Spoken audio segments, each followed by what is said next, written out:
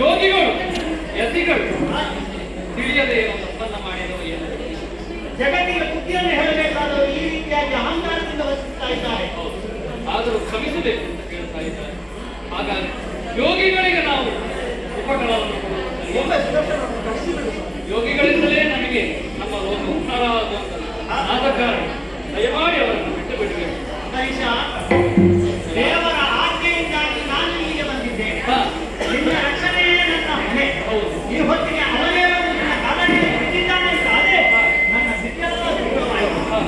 ಅವನಲ್ಲಿ ಹಿಂಗೇನು ನನಗೆ ಯಾವ ಭಾವನೆಯೂ ಇರುವ ನಿನ್ನದಾದಂತಹ ಉತ್ತರೆಯನ್ನು ಎಂಬುದನ್ನು ಲೋಕಕ್ಕೆ ಅವನನ್ನು ತೋರಿಸಿಕೊಂಡಾಗ ಇನ್ನು ನನಗೆ ನಾವು ಮೂಲತಃ ಸೇರಿ ಗೊತ್ತ